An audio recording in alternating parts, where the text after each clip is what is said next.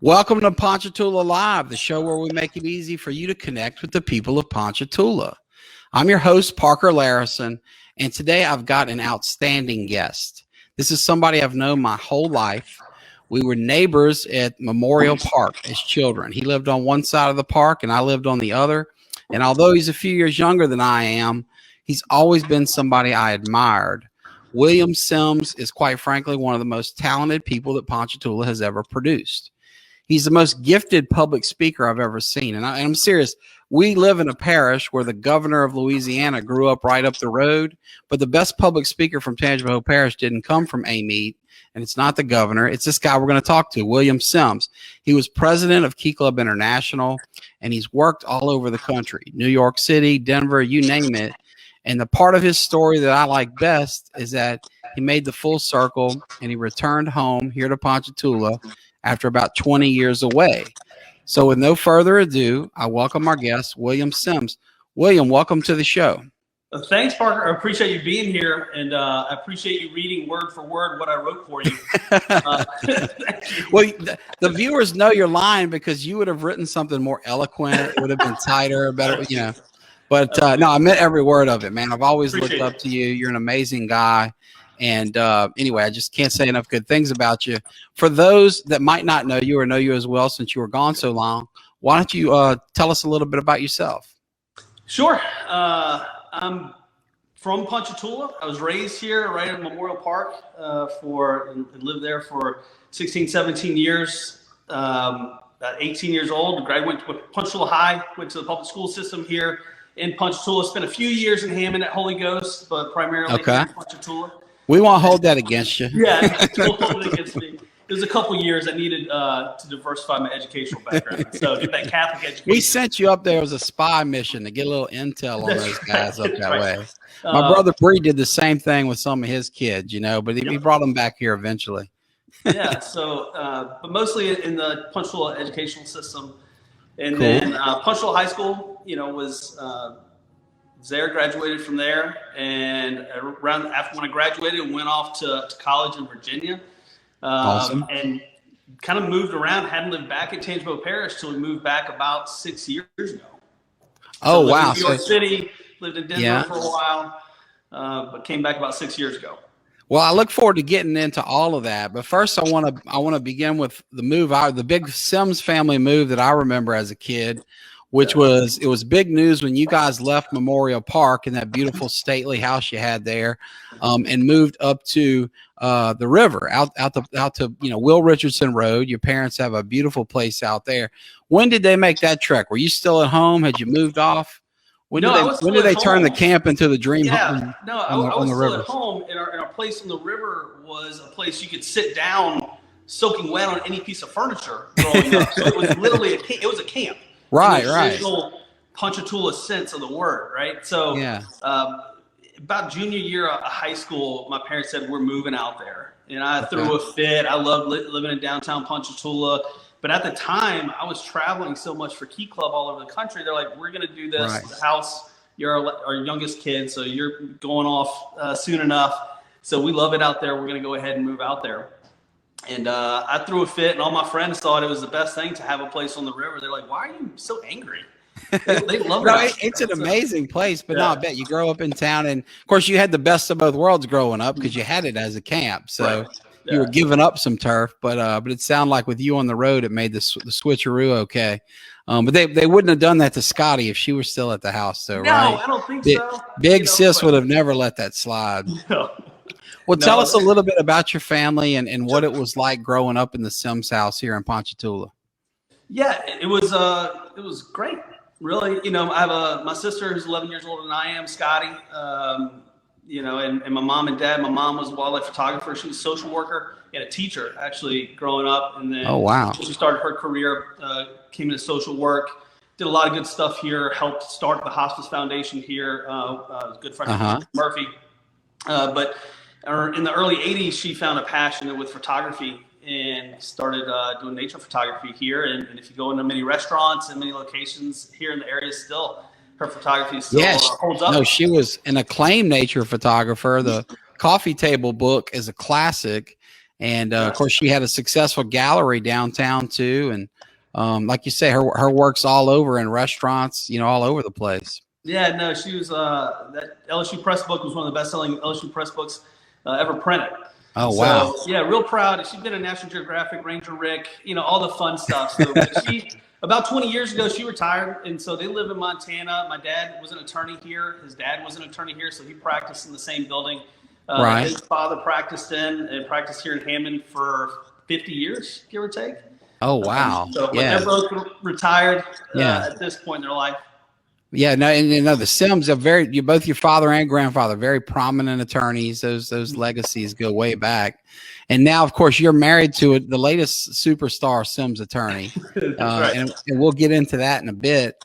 When you were running the roads in Ponchatoula as a kid, who were some of the people you ran with? I mean, who were your buddies? What'd y'all do? What kind of trouble did you get into? And, what kind of fun did you have? Yeah, I signed some non-disclosures prior that my attorney told me to sign. Right.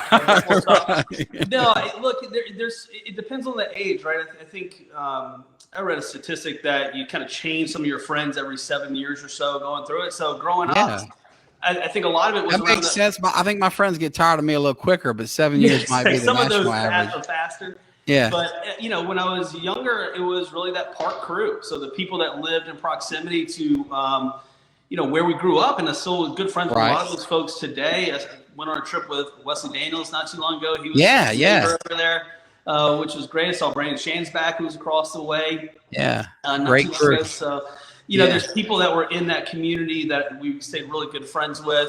And then as I got older, I was really involved in sports. And that sports community started becoming a big part of my life. And so playing baseball and playing soccer. Tell us about that. Who are your coaches? What sports did you play? Tell us about that experience. Yeah, I played baseball and soccer. I played a little bit with basketball, played with Marshall Graves. Oh, wow, yeah. Yeah, but Marshall's a dear friend of mine. He's been on the show. Great guy, I bet you. Oh, yeah. I hope you're on the same team as him, not playing against him, because he's got skills. He had skill. It still does probably. Matt Sanger was on our team. I played on. Right. Gary was my coach. So yeah, that was really young at that point, and then but mostly primarily played soccer and baseball growing up, and then in high school kind of switched primarily to soccer. But Sparky was a coach of mine. John Wong was a coach of mine on the soccer field. Oh wow, baseball. Great coaches. Went from Al Wolf and Larry Byers and had a host of others across the board. But we had a core group of guys my age that were athletic. And Russell Taylor and Barrett Reagan. And, oh wow, Russell was a great athlete. A host of others, Leo Oler. Just a group of us that were all really close, really connected, and played sports for a decade of years or so, give or take. And so that was kind of the group that I would ride around with quite a bit. Yeah, it's a great crew. Now, I bet knowing a lot of those guys, I bet y'all got into some stuff. Yeah, non-disclosure agreement was a good idea. Yeah, you had a good attorney on that one. No, it's still good friends with a lot of these guys. Josh and I are still great friends. Jocko. Yeah, great guy. Yeah. So you see some of these patterns, especially moving back, trying to reconnect with some of these guys like. Kyle Henderson, Jeremy Thompson. So, it's just this host of folks that have been a big part of my life growing up, and now come back here to see them in their careers, with families. Tell us what that's like, because you're gone, approximately 20 years, right? Or I didn't do the math there, but decade or more. And like you say, these are your buddies for a decade. Y'all are playing ball, running the roads, hanging out at the park.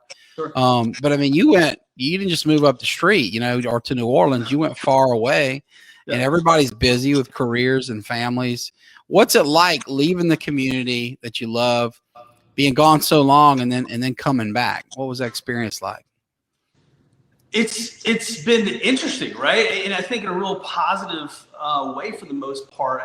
This community has always been a little bit of a magnet for my wife and I. She's from here. We met in 4th grade. Oh, cool. And so didn't start dating until junior year of college, but she was a friend of mine growing up. We went to high school classes together most of my life. And so to be able to go away and experience these things in Virginia, in New York, in Denver, we were always trying to come back for many years. And there was always some little issue, something happened, some little tweak, the kind of curveballs that life sends your way. Yeah. It took us a little while to get back here, but coming back, look, some of the So things, you had to work for it. The call of Yeah, the no, wild was there, but you had some blockades from time to time. yeah, things like Katrina, right? So small Yeah. things. Right. You know, my sister had a special needs child, and so we decided Right. to stay in Denver for a few more years than probably Mhm. we anticipated. But it was always the goal and intention to move back home. It just took a while. And for Right. us Right. to be able to have some of those And to be clear experiences, for our viewers, your sister was living in Denver and you were there and y'all were helping her out there. correct. I just want to make sure that was clear. Yeah, correct. Very cool, man. Well, tell us Yeah. about Destin. So let's talk love story. You mentioned you guys met in the 4th grade, Yep. are friends throughout high school, and then, she becomes your college sweetheart. Tell us about that, love story and kind of how that got going. Yeah, sure. She probably fell in love with me in 4th grade, but didn't really admit it. I think that's no. Nobody. That's like when I tell people that Brandy hit on me at the Strawberry Festival. Right. Nobody. It's the truth, but nobody believes it. But Nobody I'll believes go it. along with that if you want me to. No, Dustin, we met in 4th grade in Miss Zanka's class, actually. Okay. Interestingly enough, Dustin's sister Crystal and her husband Lance Vigner met in 4th grade in Miss Zanka's class. No, come Yes, on. So I don't know what she had going on. Did she have there. Cupid in a bird cage or something? What was going on in I there? don't know. But no, we met in 4th grade and we did beyond classes together. So they had kind of an educational, and I don't know if that still happens here now, but one day a week, one day a month, we would go to some different classes. June Allen, Miss Virgil's wife, was teaching this kind of beyond class when I started. For gifted students. Yeah, for gifted students. And I'm not sure how I got in there. I know how Destin got in there because she's one of the smartest women I've ever met. Right. And Absolutely. So, we became friends and fast friends, and then, became close friends in high school and growing up. And then I actually went to school in Virginia for college and decided that at one point in between my junior year that I wanted to transfer back to LSU. I knew I wanted to go to LSU Law School. So the football just wasn't up to snuff, and you had to get back to Death Division Valley. Division III was a little rough. So, and Ponchatoula Stadium was much bigger than the stadium in Washington Lee. So I decided to transfer back to LSU, and when I did, I needed a place to stay. And Destin said, "Oh, I got an extra room. Come stay." And for the whole summer that I was there, I was working at the Attorney General's office and at a law firm. Okay. In Baton Rouge, and we became really good friends. We kind of reconnected. Now, was that Attorney General Ayub? Was he in place then? Yeah, I believe it was. Okay, yeah, it's my first job out of law school. He's a great man. It was a pleasure to work for. Okay, small world. So I worked there at a law firm, and I went back to school at WNL. Okay. And at the end of that semester, I decided to transfer back. And when I transferred back, I said, maybe she'd like to go on a date. We could actually see how this works, and we've been together ever since. So you guys lived together before you went on your first date. That's cute. Yep, that's right. No, we were friends. We were dating other people. I mean, right. It was, but we decided like, hey, I kind of like you. You kind of like me. Yeah. This works. And here we are, 2 kids and happily ever after, right? Yeah, I better say hi to Joseph if he's listening, and Charlie Bell's probably running all over the place. But yeah. Hey, kids. I'll get you home to Daddy within the hour, I promise. I know you guys miss him. Well, let's talk. You mentioned Washington Lee, a very prestigious but very small school in Virginia, and LSU, obviously a giant flagship school. What was the difference like going from, here to there in the first place, from Ponchatoula High to a place like Washington and Lee, and then back again into Tigerland? It was interesting, right? What I wanted in a college at that point in my life was evolved over time. And so, my senior year of high school, I was gone a lot. I was Key Club International president. I was captain of the soccer team, drama club president, was doing a lot of stuff in school, was traveling a lot, was extremely busy. And I wanted a place where it was much smaller and kind of condensed, I wanted a smaller school in a smaller town, a little bit away, where I could get a good education, but also kind of learn and try to redefine like who I was going to be at this next point in my life. And WNL provided a lot of those things. And so it was a beautiful location, great educational facilities, really small classrooms. I think average student size was 13 students to a classroom, liberal arts education. So I was able to take a variety of different classes because I had no idea what I wanted to do except probably go to law school. So I thought it would be beneficial to learn all these different things.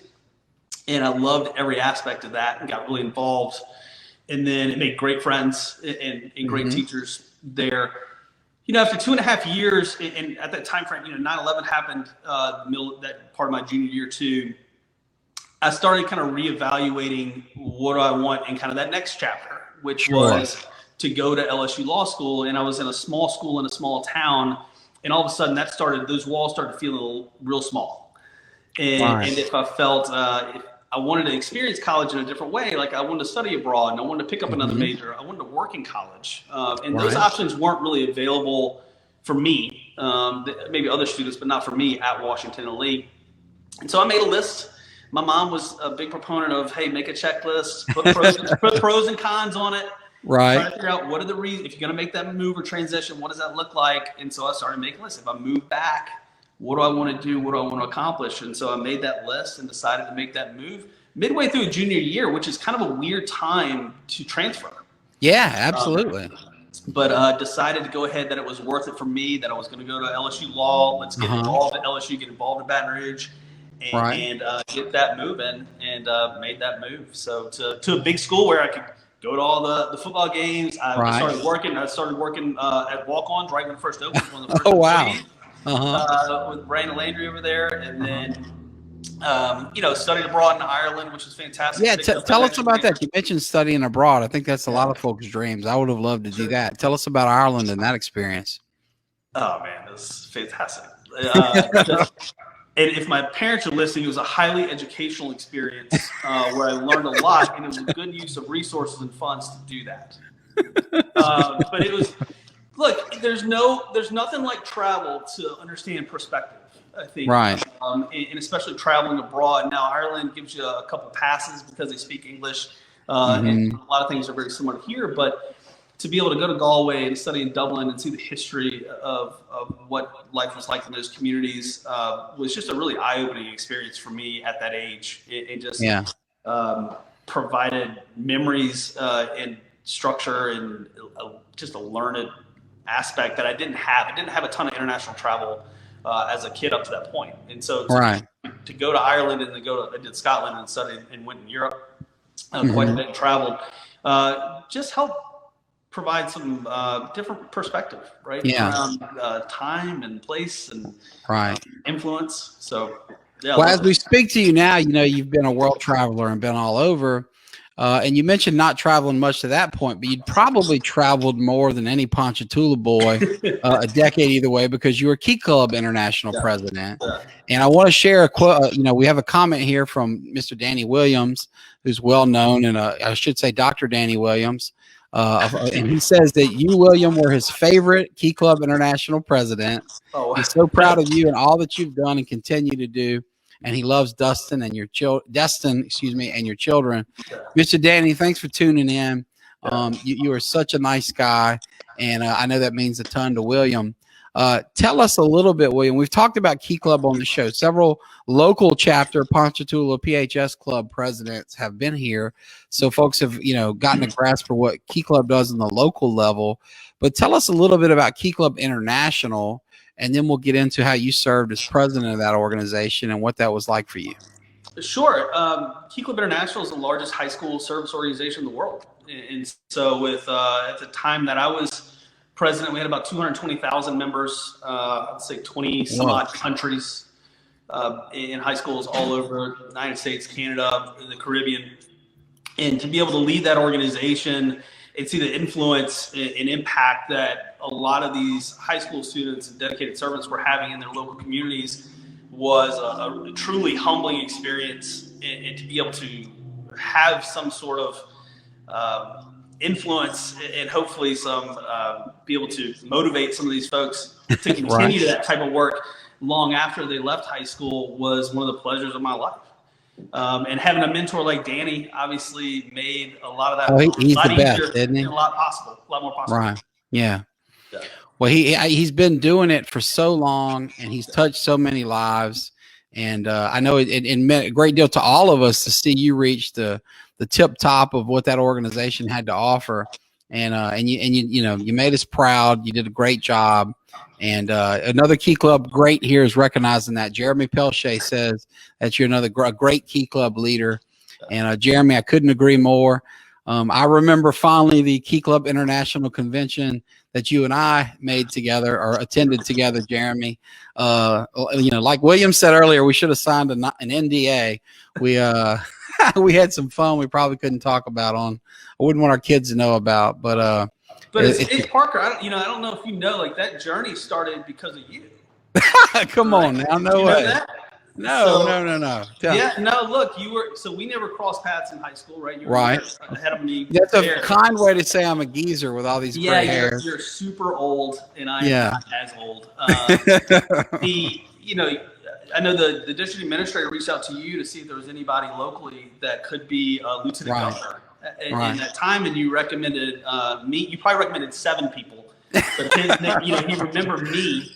No, you were the only kid in the neighborhood in Key Club, so it was easy. So, but he, I got that position, lieutenant governor, as a freshman, which was almost unheard of. Yeah, you're right. Halfway through the year. Yeah, unprecedented. And then a few months later, I got talked into running for district secretary and had no idea what I was doing. And I was on a stage in front of 1,500 people talking about the little engine that could. And that kind of kick-started my journey. So it was that type of influence and your kind of good word in Mr. Phil's ear that helped drive that whole ship. And that's, of course, Mr. Phil Duglauza of Lacombe, right? He was the Key Club administrator. Yeah. Well, look, you're very kind to include me in part of your journey. It was a very small part to play. But you definitely lived up to the hype. And I wasn't kidding earlier. I have seen people speak all over the world. I've been practicing law nearly 20 years, and it's not an attorney. It's not a politician. I've attended over 20 gubernatorial, forums live. I've never seen anybody that's as gifted as you as an orator. Tell us about that. I mean, is that something you picked up from your parents? Did you just study up? I mean, how did you become such a great speaker at such a young age? Well, thank you. First of all, it was practice, right? I think it's one of those things you talk about the 10,000 hours and how long it takes to get good at something. That first speech I gave, I put in the time, energy, effort. And at the time I was researching best speeches, best quotes, best speakers. Right. I didn't know a lot about that, but I knew I had 3 minutes to make an impression on people that was going to determine if I was going to win that election or not. And so I knew I had to be impactful. And so I wrote down some ideas of what I wanted to do and how to tell a story and how to tell a narrative. But the main thing that I would tell anybody that has to give a speech of any sort is, what are the 2 things you want people to remember? Because it might be 2 minutes or 25 minutes or 45 minutes, but they're going to take away a few things. And so if you can't provide something that's going to be memorable, that way the narrative itself can get lost in the overall shuffle. And so have a theme, have a purpose, have something that you come back to, like an anchor or a flagpole. And so it tried to drive that. And then it was about technique and how do you pace yourself? How do you interpret and hear other people speaking? What do you like to hear? And I would listen to speeches all the time and try to figure out, I love that. I don't like that. I like that cadence. I like the variation in tone. And I like the storytelling aspect. I like some of the quotes. And you start weaving this stuff together and building out. Kind of mix and match what you like. Yeah. Yeah. No, but it took time. It took patience, and it took failing. So when I was freshman representative, and the first time I ever had to get up to speech was at the local Kiwanis Club. I got up there behind the mic, and I looked slightly different than this by about 56, 60 pounds. And I said, "Hi, my name is William Sims. I'm a freshman representative. I played soccer at Ponchatoula. I like soccer. I play soccer." And I was mortified. That's great. And I don't, Bobby Cortez or Tony Barnes, somebody raised their hand and said, "Is that boy Forrest Gump?" No. And that was the first time I got up speaking in front of somebody else. Oh gosh! So, Wow. like, it wasn't always. Yeah. Good. So okay, I missed that one. I don't know that I would have told Mr. Phil about you if I'd have seen that speech. But well, yeah, it was rough, and I got I still get ragged on it. In Kiwanis meetings. So well, hey, I applaud you for getting back up and doing it, because by the time I saw you in action, you were rolling, man. Folks, if you're a fan of The Office and you've ever seen the episode where Dwight Schrute wins the sales award and gives the passionate speech, that was William Sims, in his heyday. Very gifted. But we've got some quotes here, some comments, William, that we should share here. Mark Verbois, our friend, says you're a Key Club legend, and of course he's correct. Mark, thanks for tuning in. Mr. Danny mentions what great memories those were, and Mark circles back to say that he's proud that William is a product of Ponchatoula, and he's proud to call you a friend. Although he's younger than you, although you are younger than he, William, Mark has learned a great deal from you. Mr. Paul Kluka, thank you for tuning in. It's good to see you on here. You say you loved your Key Club days. And our pal, Ben Richardson, this is my son James' godfather. He says that though William is only a year older than he, Ben always looked up to William as a role model from a young age. And William, he's so glad to have you and your family back in the area. And I'm sure you guys, your paths must cross with the kids all up there in the same school district and everything by the college. Mr. Dennis Barwell, thank you for tuning in. Yeah. We were talking about your daughter April singing her praises last week, and Dennis was there, which makes sense. Yeah. He was at every Kiwanis meeting in my Key Club career. No, it was bad. It was bad, like real bad. Oh my God! I think with those failures and experiences, it allowed me to practice, and I had great administration and teachers. Kate Butler in her speech class, Miriam Summers in her speech class. They would let me give these speeches to the students to critique at school, at Ponchatoula High School, to help me and guide me, give me feedback and patience. So when I finally gave a speech in front of 15,000, 20,000 people, this thing was dialed in, right? Yeah, it was going to make an impact. And those women were amazing. Miss Miriam helped me with my, graduation speech senior year, and her insight was incredible. She's just, and Miss Kay's, of course, was a legend. So you had good guidance there. Yeah. Well, tell us about the takeaways from doing something like that. Key Club International president, you travel the country, you do all this service, you meet kids everywhere and mentors. What lessons did you learn? a lot. The main takeaway I think is that it's important to give back to the community that you live in. And that can be in small ways, and it can also be in big ways too. But at the end of the day, you never know what people are going through and how you can make an impact on them. And that might be a couple hours here and there. It might be a fundraiser. It might be mentoring, tutoring other kids or students. But that impact has a long-lasting impression. And so to be able to see that at scale and to see that influence across multiple countries in multiple states, and travel around and meet kids that were doing this stuff every day. But it wasn't just the kids, right? And the thing that I appreciate now at this point in my life is the mentors like Mr. Danny, Gabriel, and those Kiwanians in that log cabin that were supportive to me, that would listen to these speeches and give me feedback too, all these years, that how influential and impactful they were to that journey that allowed me to get into college and to get accepted to these schools. Washington wasn't an option for me without some of the Key Club work, right? My grades were good, but they weren't that good. And so that type of influence to help me get to that point was directly because of the people that were heavily involved and influenced me. And that includes, David LaCroix, Kevin Rayford, Joe Arns, Ryan Leschere, Charlie Landry, Becky, Alexander. All these folks, Jeremy Pelche, that were part of this process for me as a 14-year-old. Sure. Throughout my and helping me along the way and providing guidance. That's to me what was the most impactful trait of going through that. But look, going to Children's Miracle Network down in Orlando and giving a check for millions of dollars to Steve Young on air. That was pretty cool, Oh, too. wow. So, That's I mean, cool. there were some really cool things that we got to do. We did a Chicken Soup for the Soul thing, where we did a live broadcast, which was fantastic. Did a lot of work with UNICEF at that time, which was really impactful, and to see the disparity of some of these things that happen worldwide. It just provided, I like using the word perspective a lot. And I think it's important in everyday life and important in understanding like your place in your community and in the world. It provided that at a very young age that gave me that to use it for out the course of my career and my life. Right. Yeah. Well, I love the way you sum that up, and I love the way you share the credit for the great work that you did with the folks that got you involved, like Mr. Danny and Mr. Harry and the other Kiwanians. And speaking of other Kiwanians, Mr. Dennis has chimed in here with a great point that we should remember Kiwanis and the role it plays in Key Club, because Key Club is sponsored by Kiwanis. It's essentially an arm of Kiwanis, and Kiwanis is where a need is served, as he says. So, Mr. Dennis, thanks for sharing that.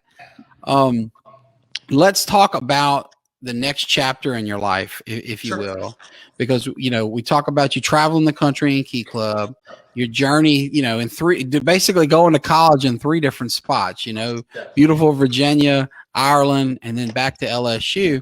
And you mentioned an intention to come back and attend LSU Law School. But of course, we now know there was, you were wise, unlike your wife and I, you wisely skipped law school. How did that happen? Well, what's the next chapter in the journey after LSU? Sure. It was interesting. So late at night, Destin had finished. Destin was pre-med. So wow, didn't know that. She was going to medical school. Okay. And the night before her last final in biochem, she came in the room and talked to me. She said, "Look, I don't want to do science anymore." And I said, "Well, I'm going to law school. Why don't you just go to law school?" She's like, "Okay." So she takes the LSAT and blows it out of the water. Of course, which makes me look really bad at that point. And applies to 15 different law schools all over the country, really tied to intellectual property law because she had a science background. And got accepted in her first choice in New York. They gave her a scholarship, and it was an accelerated program, so she could graduate in 2.5 years.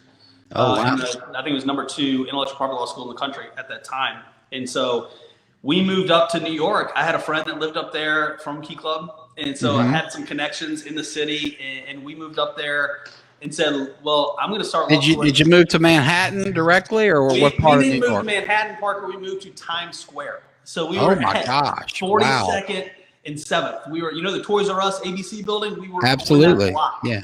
So we were right there. And we moved there, but because her law school started in May, and I was like, well, I'll just work in the summer. And if I can live and work in New York, we can do anything. And I'll go to law school in August. Well, I found a job I really liked. And I was like, well, maybe I'll defer a couple of years. I really liked Destin a lot. Right. And didn't want to be away from her. And really loved this job. And I was like, well, I'll just defer law school for a couple of years. And started working at a headhunting firm up there. And I was doing sales and full desk marketing, learning about business, which I was a history political science major. I didn't know anything about business. How'd you even get that job as a history political science major out of LSU? I was like, I can read and write. I don't know how I'm going to sell anything. No, I had a friend, our roommate actually in New York. Her dad was a transitioning military person. Okay. And he was using this headhunter to help transition out of the military. He was a 2-star general in the Marine Corps. Wow. And he introduced me to the guy, and the guy, I thought he was going to find me a job, right? That's what headhunters do, find me a job. I was like, here's my background. I can read and write. Please help me. I've worked in restaurants. That's it. And he said, no, come work for me. I want you to do some sales and marketing and so the secret's out on headhunters. They keep the best talent for themselves, and then they just share everybody else. I'm starting to catch on here. So I was working with the Fortune 500 companies, helping them find executive level talent. But our niche was female, military, and diversity. And they had been doing that for 30 years. So I was trying to find African Americans, Latino, female professionals, military professionals for these executive level positions in some of the largest companies in the world. Wow. And so how long did you do that? And when did you kind of figure out that you weren't going to go to law school after a couple of years? Well, I did that for 3.5 years. And we decided that we were going to move to Denver. At the time, Destin's last year of Okay, law what school. prompted the Western journey there to the Wild West in Yeah, Denver? so we had it all planned out. I was going to start law school again, right? The deferment. Right. Destin had a job lined up at an intellectual property firm down in New Orleans. Okay. And starting her last semesters in law school, and Katrina hit. Oh, wow. Yikes. And So she's like our prior guest on the show and dear friend Jeff Leschere, who had a great job lined up, and then the whole local economy blew up, and that fell through. And at the time, living in New York, the word coming out was, I don't know how New Orleans is going to open back up. And we had to make some decisions pretty quickly. And so we started looking at other cities and trying to figure out where we're going to go, how we're going to do this. Do we want to live and stay in Manhattan? Is this kind of where we want to build our life? And the answer to that was no, right? We loved it. We loved being there. Didn't want to raise kids there at Times Square. No, it was beautiful. We loved everything about it, and I think I got everything I wanted out of that city and loved it to death. But I was ready for the next chapter, and we ended up moving to Denver, which was fantastic. One of the reasons my sister was there, cost of living, quality of life, great experience, and she shifted paths with her law career. I opened an office out there for the firm that I was working with. Okay. And we moved out there. So you stuck with headhunting, same company, but they allowed you to move across the country and do what you do from Denver. Yep. Yeah. Okay. Yeah. I kind of went to them and said, hey, I'm moving, so I'm going to quit. And they said, don't quit, please. Why don't you open our Denver office? And I said, okay, I don't know how to do that, but let's do it. Yeah. So we opened an office out there. That's awesome. Yeah. So Scotty was already there, and so that you had kind of a local feel for the place. Tell us about life in Denver. You mentioned the quality of life, its affordability. I think folks don't understand just how good the weather is in Denver, for example. I mean, I hear that you get as many days of sunshine there as you do San Diego. What's Denver life like, and what were your takeaways living out there? Yeah, it was great. I mean, all of it was great. It was great for a lot of different reasons. So number one is the weather, right? 300 days of sunshine, low humidity. It could snow on the same day. You play golf, and that was fairly common. So those types of things, I didn't know about it, and I don't know if I'm even supposed to talk about it, right? Because the influx of people that have moved to Denver has been pretty dramatic. But the good news about that city was so many people weren't from there. Right. So it was very easy for a young professional to make friends and to meet people. And we lived in a great area, great neighborhood. I had a fraternity brother from Washington and Lee who was born and raised out there. He helped introduce me to some great friends that we love and stay in touch with to this day. They just were able to build this kind of great life in that community. But the food wasn't good when we got there. It started getting much, much better. So there's a food scene that started going on the rise. Had to do your own cooking if you wanted any good Cajun grub. The best Cajun food in Denver was in my kitchen. No doubt about it. So that piece, it was just a clean, beautiful, fun way to enjoy the outdoors. A very active lifestyle, golf, hiking, skiing. You had all the amenities within very short distance from you. And just a friendly people, kind atmosphere. I really loved it. Yeah. And folks, William's parents are kind of famously good cooks. Dinner at the Sims house was always a big get if you can make it out to the river. So I'm sure he comes by that talent naturally. So we talk about Denver is this kind of paradise on earth, right? It's this wonderful, beautiful place. You've got a great job. Destin's got a great job. You're, enjoying time with your sister and her family. But now you're back here. So tell us about the transition. What's that call back to Ponchatoula? You mentioned earlier it kind of took a while. You hoped to get back and didn't come immediately. Tell us about that transition. Yeah, I thought we'd be in Denver for a couple of years and then start our migration back to Louisiana. And, my nephew was born when we first moved there, which was great. And Aiden's 15 now, so that's how long ago this was. Oh, wow. And then, yeah. My niece was born right when we were starting to move back. So we were starting the process to move back to Louisiana and get that stuff started. And she was born with a condition. We didn't really know what she had for probably 2 years or so. And when she had seizures kind of constantly as soon as she was born. And it took 2 years to kind of figure out a diagnosis on what it was.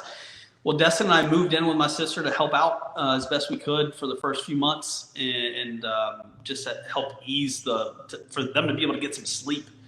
actually, and to help. And that just allowed us, we wanted to stay there to make sure that we had a better grounding with her and her diagnosis and what was going on, so we could be there for family. It was family was important to both of us tremendously, and Harper was a huge part of our lives and still is, as is my sister and JJ and Aiden. So we decided to stay for a little while, and then once she got into a much better space and we realized what she had and how we could work with that, etc., we decided to make that transition down. We said we're either going to live in Denver forever or it's time to move back. Some of these connections and points that we have down here, we're starting to thin out.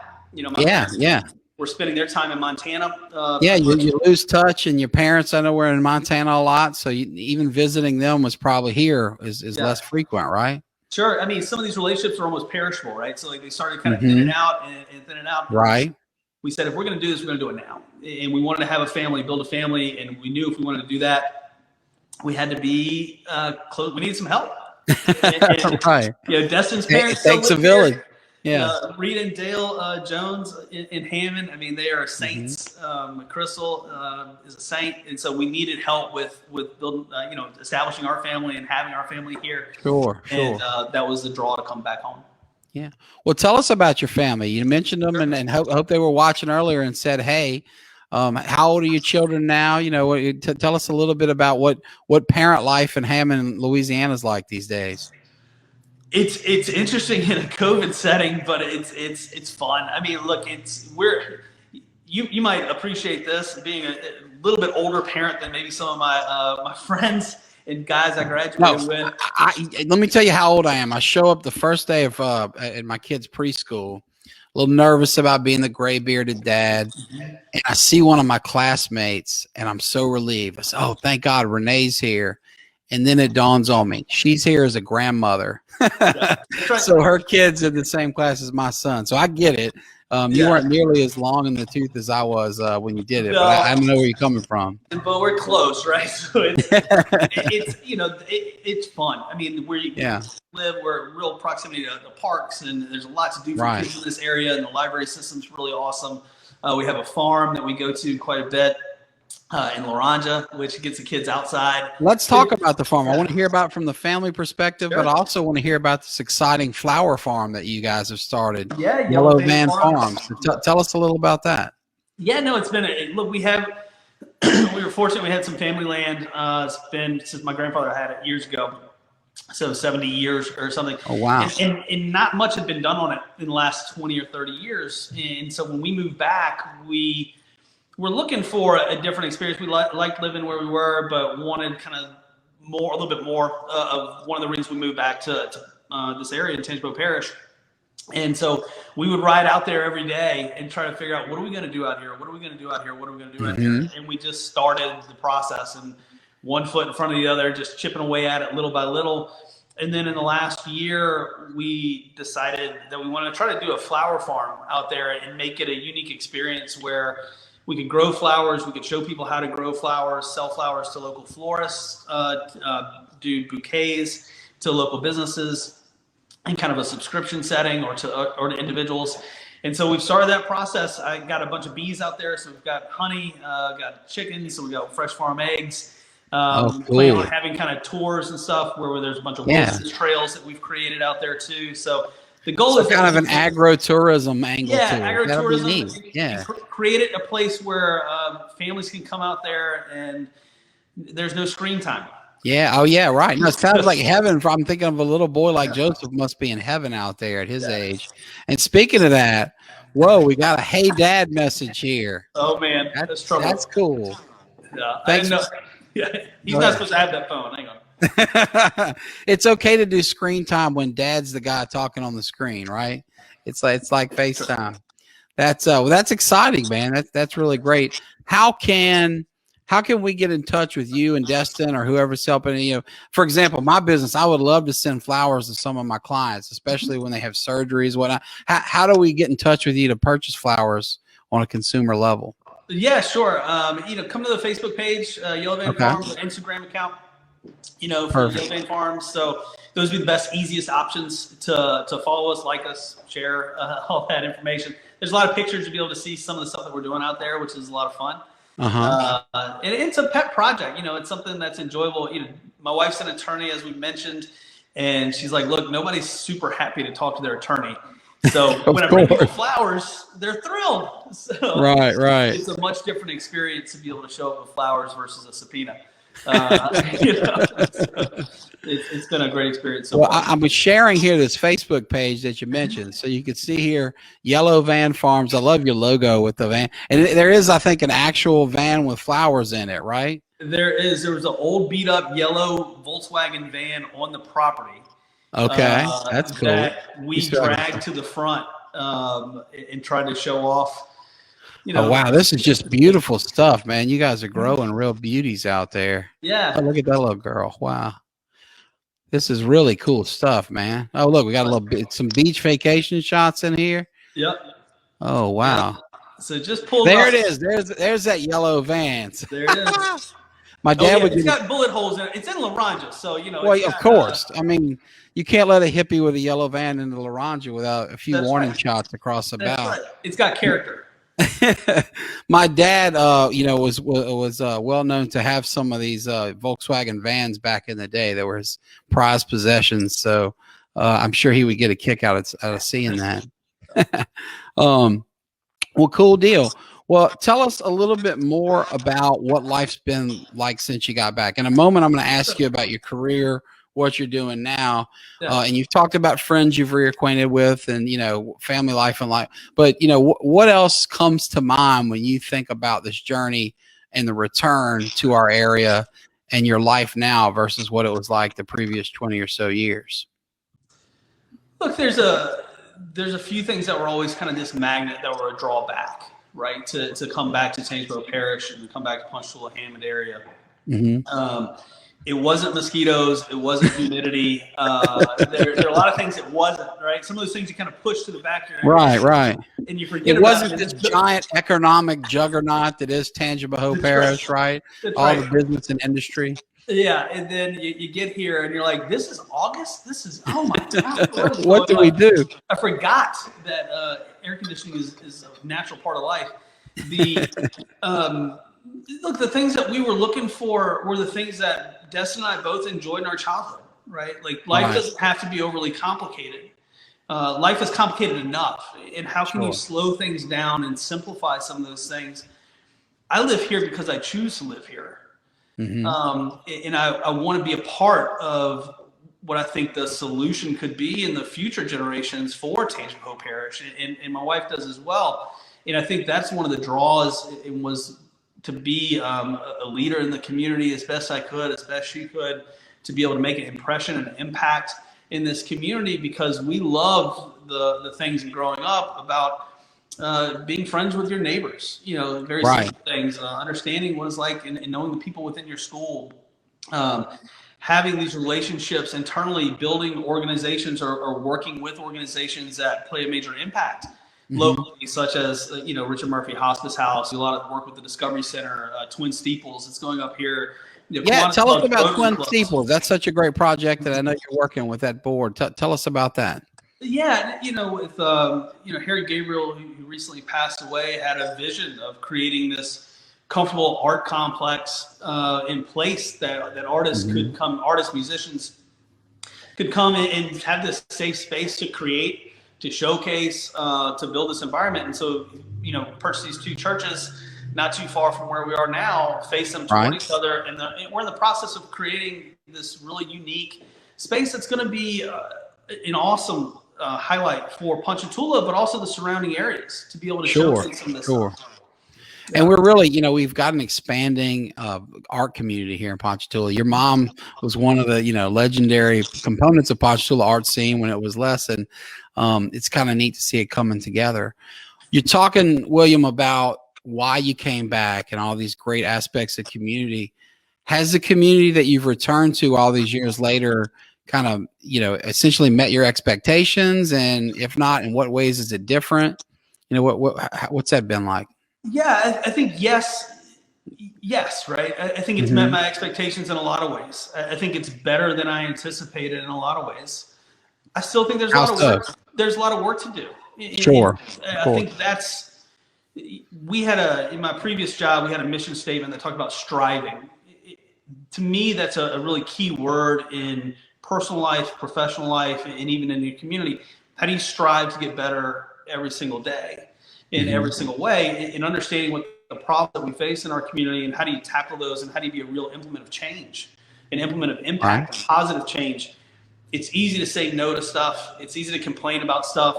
Are you doing something about it? And that's where we felt we had an opportunity and really an obligation to come back and try to play a role as best we could in that, in making that positive change and the impact on our community. So I've met a lot of leaders that I didn't know. I've met a lot of people that I didn't know prior to leaving here. I thought I knew a lot of people. Sure. I might have forgotten more than I remember, unfortunately. But in the 6 years that we've been back, we've been able to meet a lot of just really world-class people that live in this parish that believe those same beliefs that my wife and I do. And how can we better this area and make that positive impact, not for our generation, but for the generations to come?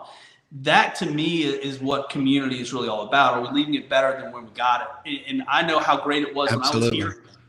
I have a lot of friends, unfortunately, that have moved away. Sure. So for me, the brain drain is real. I mean, I've got it's a real thing. Two brothers that moved off, and that's part of why I was so excited to see you and Destin come back, because, you know, except for you guys, I really don't know that many stories that ended with highly accomplished, talented folks that could literally live anywhere in the world and prosper, deciding to come home. You know, most of the time, like my brother Louis, who just built this beautiful home in Houston, they put down roots and they stay, you know, permanently placed elsewhere where the opportunities are bigger and better. So it's neat that you came back, and I thank you for sharing that with us. Let's talk careers. So you come back, you leave the Big Apple, where there's more big dollar jobs than anywhere on earth possibly. Sure.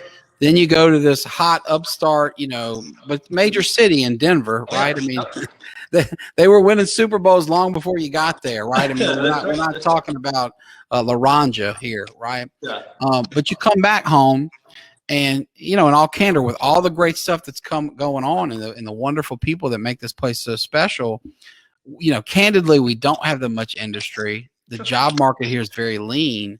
And you ultimately transitioned from the job you had and clearly loved and excelled at to this great job you have now, and also, you know, are killing.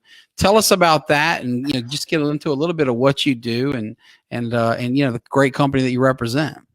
Yeah, absolutely. You know, I'm currently at Janney King in Janney King Gulf Coast. I've been there 3 years. I think August 1st. Oh wow, time flies. Yeah. So impact. You know, my wife is also there. Works part-time there as a general counsel. Yeah. And folks, just so you know, that's called a Janiversary. Okay. Janiversary. That's right. Check out their Facebook page if you want to see his Janiversary. Yeah. Don't worry, I've been around for a while. I'm picking up a little as I go with those guys. Great folk. You know, I was traveling with Destin to many of their events as a spouse for many years. Right. When we moved back here, I was still with my previous employer, and was for many years. And I was traveling from New Orleans Airport all over the country, helping organizations find people in essence. And so love that job, is continuing to do that. And I kept having conversations with Chance and with JJ O'Neill about what they were doing at Janney King, and went to some of their conferences and conventions, and they would pick my brain a little bit, ask me a couple questions. I would ask them a couple questions, and developed kind of this dialogue that was going on. And Chance said, look, I'd like for you to try to think about coming on board with us and being part of our leadership team. And finally got to a point where I was like, yeah, this makes sense. I think Chance was at a point where it made sense for him too, Chance and Casey and Tom. And so they asked me to come on board 3 years ago, and been there ever since, trying to help guide, you know, help be a part of that team and guide that organization. Yeah. So what's your role with the company, and you know, and two, let's educate folks a little bit about what Janney King does. I mean, obviously Janney King is one of our major employers here in town. It's the most visible business in the town, right there on the interstate. But some folks may not understand, you know, the type of services they provide. So give us a little quick Janney King primer, and then fill us in on your role within the company. Sure. Janney King's a commercial cleaning franchise-based organization that's Janney King Gulf Coast headquartered proudly right here in Ponchatoula, Louisiana. And we go everywhere from Texarkana to Tallahassee. So that's kind of where that office is here in Ponchatoula. That's a footprint that we cover. Our franchise owners have got about 500 local business leaders in the communities in which we service that go out and clean commercial buildings every single night.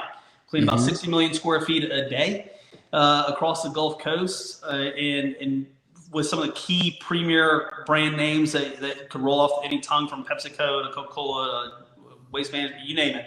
Right. We clean it, and we have cleaned it in the past. And so you left out your marquee customer, the Parker Layrisson law firm. Parker Layrisson law firm, not to be excluded. There's a running list. So no, we've got a lot of great organizations that we partner with and work with, but it's really our franchise owners that this office here in Ponchatoula is built to support. So they're the backbone of our business, and we're here to help them and make sure that we can provide every service for them to be successful business owners in their local communities. Very cool. Very cool. And so what have you learned since joining the Janney King team? Obviously, you've been successful in corporate America for a really long time. You've prospered, excelled at it. I mean, there's a reason these guys, keep you on even though you move around, right? When a big company opens a new office in Denver and then says, okay, well, you can open the Ponchatoula Hammond office if you want. You're kicking butt. But in 3 years at Janney King, you're doing different things, seeing new things, working with great leaders like Chance and JJ and Tom and Casey and the whole gang. Tell us about, kind of what you've learned at Janney King and some takeaways from the company. I think it's been phenomenal to really kind of understand and see how this thing has established and grown in the last 30 years, but also the possibilities of it. And I think that's where a second generation of Casey and Chance coming on board had really opened to ideas, and adding somebody like myself to come in and say, hey, we want a different perspective. We want different ideas. We've been doing things a certain way for a long period of time, but to continue to grow and continue to evolve, we want new ideas, fresh ideas, and a different perspective on how to look at things. And they've been extremely open to hearing some of my ideas, some ideas that bounce off each other, to pros, cons, negative. Look, not every idea gets green lighted. That's part of the process. Sure. Some of them get green lighted. Then I'm like, oh man, maybe I shouldn't have thought of that. You want to take it back? Yeah. My job there is to really help support our franchise owners. And that means, are we selling enough to sell? Are we marketing ourselves in the right way? Do we have the right people in the right places? And how do we improve processes across the organization? And organizations that have been built for a long period of time, there are opportunities here and there, but we're not talking about major swings. And we talk about this a lot in incremental gains. How can you move the needle 2% here, 3% here, 4% here? And these small incremental tweaks to a very successful business over time can have massive impacts. Absolutely. Atomic habits, if you will. Yeah. That's right. Yeah. That's interesting. Well, you're talking about new ideas, fresh ideas, changes. Let's take that line of thinking and shift it from Janney King to our local community, Ponchatoula, Hammond, Tangipahoa. Having the benefit of living all over this great country, in places like New York, Denver, etc. It's so neat to hear you be so happy with the community you've re-entered and the people in it. But I'm sure you have some bright ideas on how we can make things even better. And some you've mentioned, working with Twin Steeples and expanding the art community. I know your wife's really, active in hospice, this organization your mother helped found. What are some other bright ideas you might have for our community on how we can get this place to an even better spot for our kids, grandkids, et cetera? Well, look, I think anybody that you talk to that talks about future state has got to talk about two things. One is education and one is economic growth. And if you're not talking about those things, they're actually parallel to each other. And I believe, what are the impacts in those educational systems, especially at an early age, that we can get more involved in and have more programs that are built around what are kids doing after school, what are kids doing in the summer, especially in the lower impoverished areas that are in our community. And sometimes we forget or lose sight or don't want to think about some of those areas, and we've got to embrace that area within our communities to really move the needle. Otherwise, it's not going to go anywhere. And so what does those types of after-school programs look like? How do we make those more successful? And how do we make sure that they're going from pre-K all the way throughout high school, like Key Club was for me, or sports was for me? In my life, not everybody has those type of opportunities, but how do you expand that net, I think, a little bit wider? Now, from the economic growth, look, there's a lot of beauty here from an economic point of view. And I've had some conversations in the past with Robbie Miller, what that means, because we're in this corridor of having these two interstate systems cross. Right. It's such a unique perspective that doesn't exist in many places in the country. Right. How do you tap into that in an aggressive way instead of a reactive way to drive and try to go get organizations to come down here for distribution centers, to use the rail lines, to use the corridors? How do you build trucking companies to build larger systems and distribution centers here? To me, that's a great point, because I've heard we are basically the most underdeveloped intersection of major interstates in the country, meaning the smallest, least thriving economy in any spot. I mean, there are intersections of interstates all over the country, and they seem to have figured out something that maybe we haven't. So that doesn't surprise me at all. Look, I was a headhunter and helped companies find people for most of my career. Right. The hardest job to find anywhere in the country is truck drivers, and it has been for 8 years. Wow. So it's a issue that's not going away anytime soon. There's an opportunity to develop some of that stuff and that infrastructure and those long-term careers here. There's 9.2 million jobs in the market right now, but 6 million of those jobs are open for people that don't have college degrees. And I think we've got to start embracing and do a better job of pushing. Like, it's okay to go to a technical college. It's okay to be a machinist or a plumber. Like, there's good money in these jobs, 6-figure jobs across the board. This has got to be something as a culture and even as a community we've got to embrace in a more comfortable setting to provide career opportunities for these students where college is not a traditional four-year college is not going to be a good or a traditional path for them. And so great point. I think tying all of these things together, it's happening in buckets. It's happening in look, the Chamber's doing a great job. I know what Faith is doing here. Ponchatoula's doing a great job. What Robbie's doing, I think, a good job in a lot of these areas. But I think there's so much more work that can be done to be a proactive push for these organizations to know about us and to wave our flag instead of waiting for them to come and look and do a real estate assessment here. Right. Those are all great points, and I really appreciate you sharing them with you. I notice here we are out of time. I promise you and your kids we could get you back home for dinner. So before we shut down here, William, is there anything else on your mind, on your heart, anything at all that you'd like to share with our viewers and listeners? No, I would just encourage you to give back to the community, and I think take a pause and a deep breath. People go through a lot of stuff in their daily lives.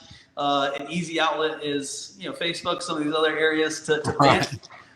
Be a proactive part of the solution. We were rafting Nantahala, and the guy said, be an active part of your survival in the raft. Be an active part of your recovery if you fall out of the boat. As citizens locally, we've got to do more to encourage being an active participant in the community you live in. It's hard to complain if you're not playing that role. And so I think if you play that role, you might have a right to raise a concern. But if you're not playing that role, it's real hard to listen to that. Come with solutions to the table, not just complaints. So that would be my 2 cents. Amen to that. Very well said.